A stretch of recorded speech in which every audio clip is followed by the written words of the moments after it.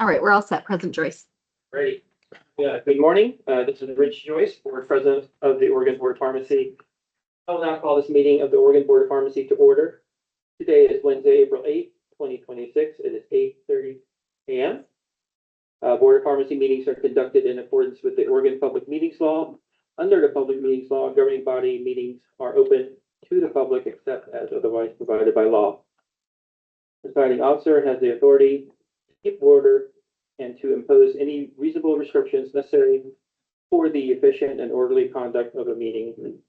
Governing bodies are authorized by ORS 192.660 to meet in quote executive quote session in certain limited situations, including the consideration of information obtained by a health regulatory board as part of an investigation of licensee or applicant conduct, and consulting with counsel concerning the legal rights and duties regarding litigation or litigation likely to be filed.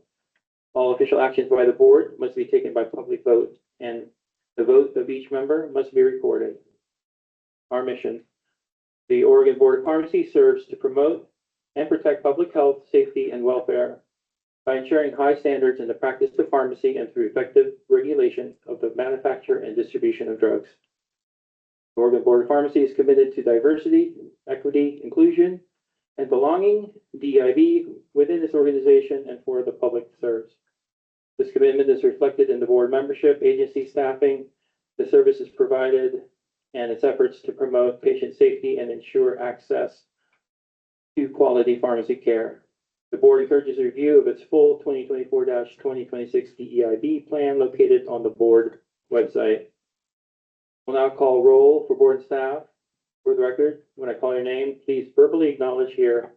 President Rich Joyce here, Board Vice President Kirkbride. Here. Board Member Kat Chin. Here. Board Member Jennifer Hall. Here. Board Member Victoria Kroger. Here. Board Priyal Patel is walking into the meeting room. Board Member Anna Pinedo. Here. Board Member Brian Smith. Here. Board Member Patel, do you want to verbally confirm? Yes, I'm here. Thank you. Board Member, Chief Compliance Officer Joe Ball. Here. Compliance Director Brian Epermoff. Here. Compliance Officer Cheryl Fox. Here. Compliance Assistant Laura Gutierrez. Thank you. Compliance Officer Jane Lee. Here. Compliance Officer Danny McComas. Here. Operations Manager Rachel Melvin. Here. Compliance Officer Brian Murch. Here. Compliance Officer Aaron Richmond. Here. Compliance Director Gary Runyon. I'm sorry, Executive Director Gary Runyon. Here, sorry, former Compliance Officer. Board Counsel Angela Hunt. Here. Did I miss anyone?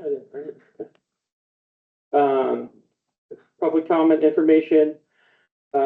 Public comment will occur towards the end of the meeting on Friday. The board will not deliberate any issues or requests during public comment, such as formal requests, issues currently under investigation, requests pending before the board, or currently proposed rules. Public comment is limited to matters that were noticed on the board meeting agenda, and comments will not be allowed that are longer than the time allotted by the chair. To sign up to provide public comment, email your request to pharmacy.board@bop.oregon.gov by noon on April 10, 2026. Now to review some housekeeping items and meeting etiquette. Please identify yourself as, quote, board staff member, last name, quote. Each time you speak one at a time and directly into the microphone. Raise your hand when you have questions or comments and silence all devices. Please note that this meeting is being recorded and retained for public record keeping purposes. The board will meet in executive session for most of the day. We will break for lunch at noon and will resume open session at around 4:30 p.m. We will now review the board meeting agenda. Do board members have any proposed revisions to the meeting agenda? Board President Joyce, no revisions. Board Vice President Kirkbride. No. Board Member Chin. No. Board Member Hall. No. Board Member Kroger, No. Board Member Patel. Yeah.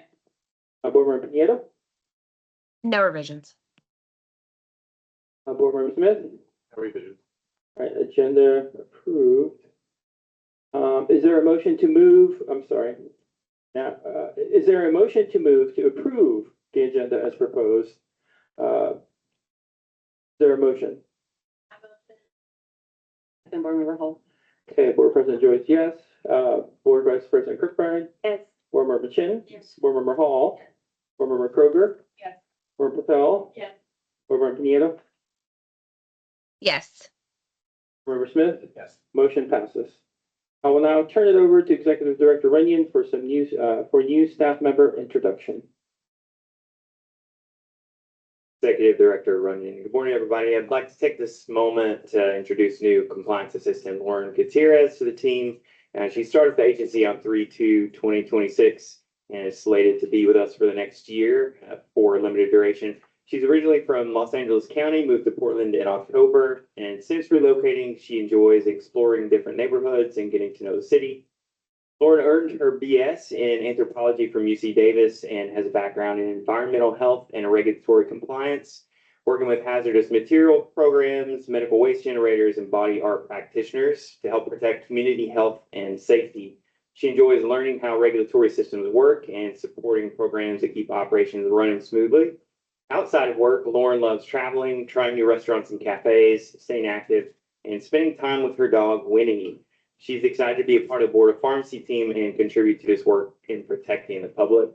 I'll just go ahead and say there were probably 85, 90 or so applicants for that position. So the fact that she's sitting there in that chair says a lot about her, more than I could encompass in the short paragraph. And she's already starting to make meaningful contributions to the team, even after being here only a month. So we're really excited to have her on board. And I encourage you all to reach out during breaks and introduce yourselves and make her feel welcome. President Joyce, I'll turn back to you. Welcome. Prior to going into executive session, board members must announce if they are recusing themselves from compliance cases. Please state the case number and reason for recusal, such as bias, direct financial, potential financial, or witness in a case. Board President Joyce, I am recusing from case 2024-0870 for potential bias. Board Vice President Kirkbride. Board Member Kirkbride, I am recusing from cases 2023-1076, 2023-1134, and 2026-0044 for potential bias, and case 2023-1015 for potential financial. Board Member Chin. No recusals. Board Member Hall. Member Hall recuses from case number 2025-0966 and 2024-0870 for potential bias. Thank you. Board Member Kroger. Board Member Kruger, recused from case 2025-0105, 2025-1118, 2025-1099, 2026-0070 for potential bias for a company I'm associated with. Thank you. Board Member Patel. Member Patel recused from case 2025-0366 for witness in case. Thank you. Board Member Pineda. Board Member Pineda, no recusals. Thank you. Board Member Smith. Board Member Smith recusing from case 2022-0862 for potential bias. Thank you. Ready? Thank you. Time is now 8:39 a.m. This executive session is held pursuant to ORS 192.660, para 1, 2, little f, little h, and capital L. ORS 192.690, para 1, ORS 676.165, and ORS 676.175. Let me repeat that, and ORS 676.175, which allows the board to meet in executive session to consider information or records that are exempt from law, from public inspection, and to consult with counsel concerning the legal rights and the duties of a public body with regard to current litigation or litigation likely to be filed.